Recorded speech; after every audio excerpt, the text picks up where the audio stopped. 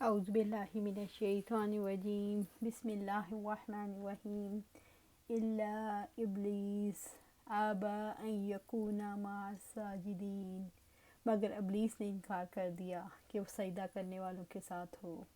سورۃ الحجر آیت 31۔ ابلیس نے آدم علیہ السلام کی دشمنی کی وجہ سے سجدہ کرنے سے انکار کیا۔ کفر، غرور اور تکبر کی وجہ سے اللہ تعالیٰ کا حکم ٹھکرا دیا۔ ابلیس نے اپنے نفس کی تعظیم کی، اپنے آپ کو بڑا جانا اور حسد کیا تو اس پر اللہ تعالیٰ کی بات ثبت ہو گئی۔ یہ نسل انسانی کے ساتھ ابلیس کی دشمنی کا آغاز تھا۔ قال یا ابلیس ما لک الا تکون مع الساجدین، اللہ تعالیٰ نے فرمایا اے ابلیس تجھے کیا ہوا کہ تو سجدہ کرنے والوں کے ساتھ شامل نہ ہوا۔ سورۃ الحجر آیا 32۔ اللہ تعالیٰ نے فرمایا اے ابلیس تجھے کیا ہوا کہ تو سجدہ کرنے والوں کے ساتھ شامل نہ ہوا۔ اللہ تعالیٰ نے ابلیس سے یہ سوال کیا تھا کہ کس چیز نے تجھے فرشتوں کے سجدے کے ساتھ شامل ہونے سے روکا۔ ابلیس کو حسد نے سجدہ کرنے سے روکا۔ قال لم اکن لاسجد لبشر خلقتہ من صلصال من حماء مسنون، اس نے کہا میں ایسا نہیں ہوں کہ اس انسان کو سجدہ کروں جس کو تو نے بدبودار کیچڑ سے بجنے والی مٹی سے پیدا کیا۔ سورۃ الحجر آیا 33۔ قال لم اکن لاسجد لبشر، اس نے کہا میں ایسا نہیں ہوں کہ اس انسان کو سجدہ کروں۔ ابلیس نے اللہ تعالیٰ کے حکم کے مقابلے میں تکبر، سرکشی اور خود پسندی کا مظاہرہ کرتے ہوئے کہا میں آدم کو سجدہ نہیں کروں گا، اور اس کی وجہ یہ بتائی خلقتہ من صلصال من حماء مسنون، جس کو تو نے بدبودار کیچڑ سے بجنے والی مٹی سے پیدا کیا ہے۔ ابلیس نے اپنی شان بیان کرتے ہوئے کہا کہ میں اس لیے سجدہ نہیں کروں گا کہ آگ کو مٹی پر شرف حاصل ہے، یعنی انسان تو مٹی سے بنا ہے اور آگ مٹی کو کھا جاتی ہے۔ رب العزت نے فرمایا انا خیر منہ خلقتنی من نار وخلقتہ من طین، میں اس سے بہتر ہوں، تو نے مجھے آگ سے پیدا کیا اور اسے مٹی سے پیدا کیا۔ سورۃ صاد آیت 76۔ ابلیس نے حسد، کفر، عناد اور تکبر کی وجہ سے سارے فرشتوں کے سامنے سجدہ کرنے سے انکار کیا۔ یہ شیطان کا فلسفہ ہے جس کا شکار خود انسان ہو گئے اور اسی وجہ سے رسولوں کی بشریت کے منکر ہو گئے۔ حسد اور تکبر کا کیا انجام ہے؟ حسد اور تکبر اجتماعی خرابیوں کی جڑ ہے۔ انسان جب ان بیماریوں میں مبتلا ہوتا ہے تو شیطان کا پیروکار بن جاتا ہے۔ انسان کی زندگی میں حسد اور تکبر کے مواقع آئیں تو اسے کیا کرنا چاہیے؟ انسان کی زندگی میں حسد اور تکبر کے مواقع آئیں تو انسان کو ایسے موقعوں پر جلن کا شکار نہیں ہونا چاہیے، انسان کو فرشتوں کی پیروی کرنی چاہیے۔ قال فاخرج منها فإنك رجیم، اللہ تعالیٰ نے فرمایا پھر یہاں سے نکل جا، تو بے شک تو مردود ہے۔ سورۃ الحجر آیت 34۔ قال، رب العزت نے شیطان کو کہا فاخرج منها، پھر یہاں سے نکل جا۔ منہا کی ضمیر سے مراد معزز اور مکرم فرشتوں کی جماعت سے، یعنی تم جنت سے نکل جاؤ۔ فَإِنَّكَ رجیم، بلا شبہ تو مردود ہے۔ رجیم سے مراد ہر خیر اور ہر عزت و تکریم سے محروم کیا گیا، یعنی تم رد کر کے ہر بھلائی سے دور کر دیے گئے۔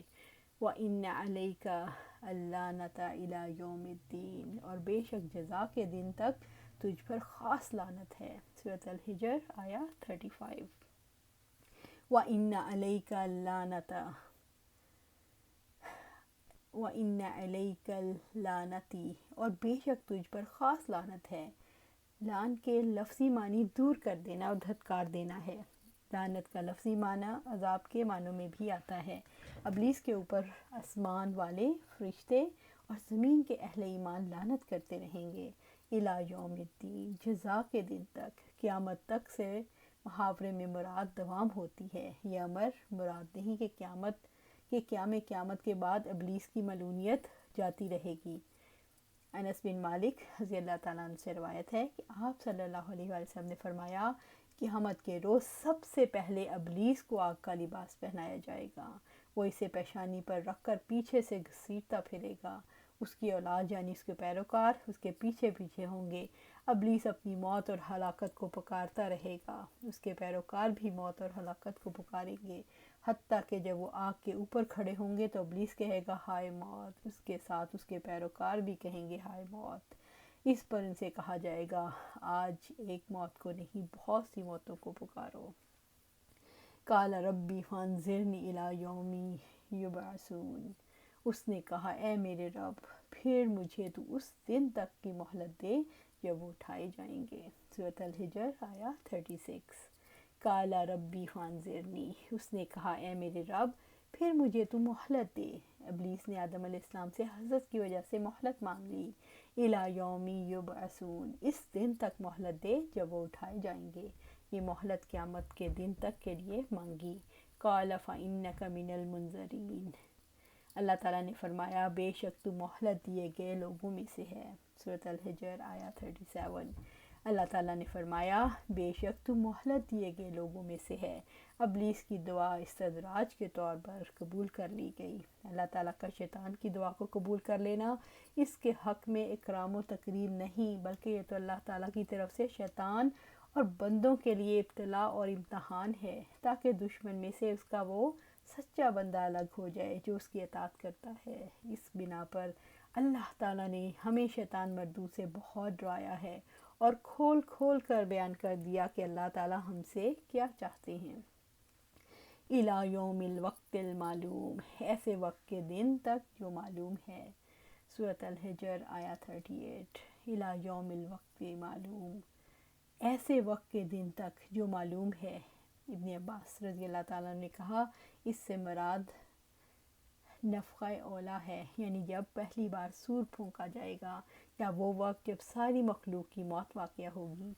یہ بھی کہا گیا کہ اس سے مراد وہ وقت ہے جس کو اللہ تعالیٰ جانتا ہے، ابلیس نہیں جانتا، جب ابلیس کو موت آ جائے گی اور اسے دوبارہ اٹھایا جائے گا۔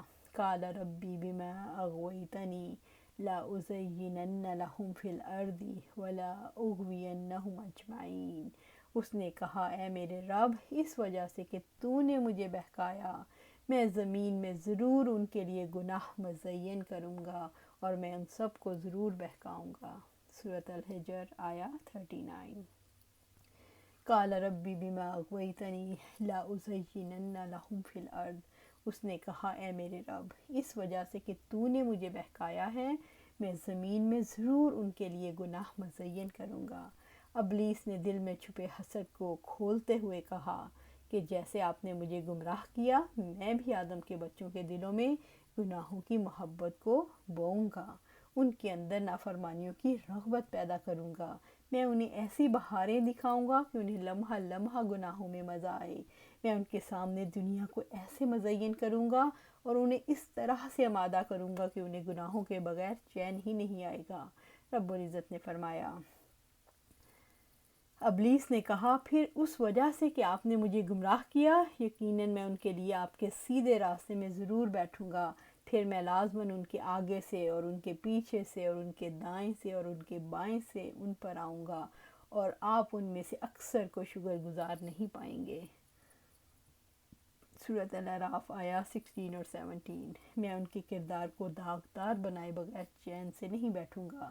رب العزت نے فرمایا، اس نے کہا کیا تو نے دیکھا یہ شخص جس کو تو نے مجھ پر فضیلت دی ہے؟ یقیناً اگر تو مجھے قیامت کے دن تک مہلت دے گا تو بہت تھوڑے لوگوں کے سوا اس کی پوری نسل کو ہر صورت جڑ سے اکھاڑ کر پھینکوں گا۔ سورۃ بنی اسرائیل آیا 62۔ ولا اغوینہم اجمعین، اور میں ان سب کو ضرور بہکاؤں گا، یعنی میں سب کے سب انسانوں کو بہکاؤں گا اور انہیں سیدھے راستے سے گمراہ کر دوں گا۔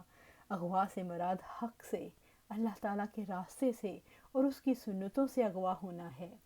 صفیہ بنت حیی رضی اللہ تعالیٰ عنہ سے روایت ہے، عنہما سے، آپ صلی اللہ علیہ وسلم نے فرمایا بے شک شیطان انسان میں خون کی طرح گردش کرتا ہے۔ تزین سے مراد کیا ہے؟ تزین شیطان کا ہتھیار ہے اور اغوا اس کا طریقہ ہے۔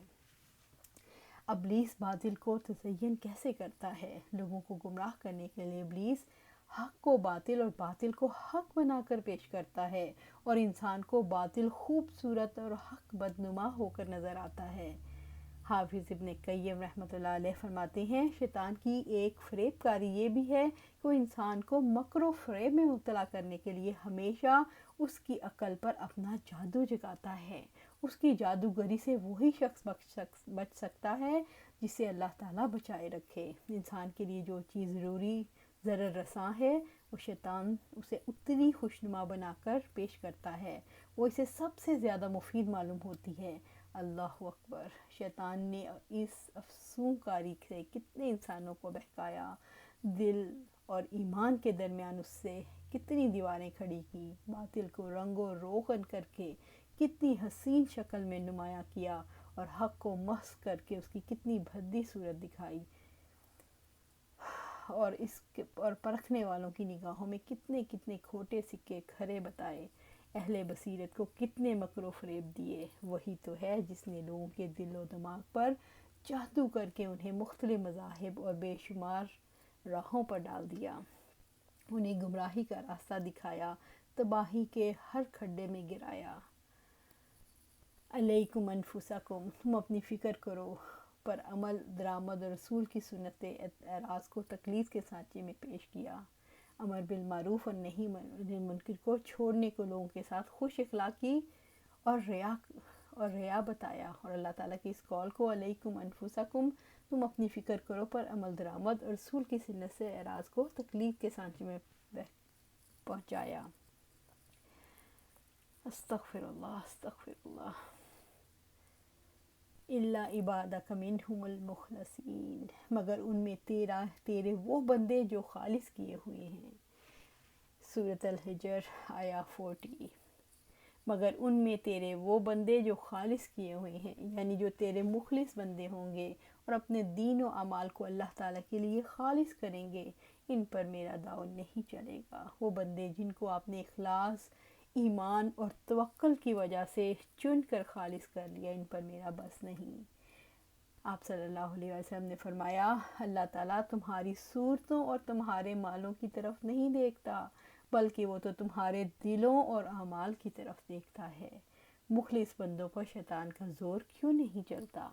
مخلص بندوں کی نظریں رب پر لگی ہوتی ہیں، مخلص بندوں پر شیطان کا داخلہ بند ہوتا ہے، مخلص بندے شیاطین کے وسوسوں پر نہیں چلتے۔ حسن بصری رضی اللہ رحمۃ اللہ علیہ نے شیطان کا یہ قول نقل کیا کہ میں نے امت محمد صلی اللہ علیہ وآلہ وسلم کے لیے معصیتوں کو سجا سنوار کر پیش کیا تو انہوں نے استغفار کے ذریعے میری کمر توڑ دی۔ اس کے بعد میں نے ایسے گناہ راستہ کیے جن سے وہ اللہ تعالیٰ سے استغفار نہیں کرتے، یہ گناہ خواہشات نفسانی ہیں۔ شیطان نے سچ کہا کہ لوگوں کو ان امور میں یہ معلوم ہی نہیں ہوتا کہ گناہ کی طرف جا رہے ہیں، اس لیے استغفار ہی کیا نہیں کرتے۔ رب العزت نے فرمایا اور ابلیس نے ان پر اپنا گمان سچ کر دکھایا، پھر ایمان والوں کے ایک گروہ کے سوا سب نے اس کی پیروی کی۔ سورۃ سبا آیا 20۔ اللہ سبحانہ تعالیٰ سے دعا ہے کہ ہمیں اپنے مخلص بندوں میں شمار کر لے۔ اللہ سبحانہ تعالیٰ ہمیں سیدھی راہ پر چلا، اور یہ کب ہوگا؟ جب ہم خود قرآن و سنت پر عمل کریں گے اور اس کو اپنا اٹھنا بیٹھنا بنا لیں گے، ہر وقت ہر لمحے صرف قرآن و سنت پر چلنا ہے، کوئی ایسا کام نہیں کرنا جو قرآن و سنت کے منافی ہو۔ تو اللہ سبحانہ تعالیٰ سے دعا ہے کہ ہمیں قرآن و سنت پر چلنے کی توفیق دے اور اس پر استقامت عطا فرمائے۔ آمین یا رب العالمین۔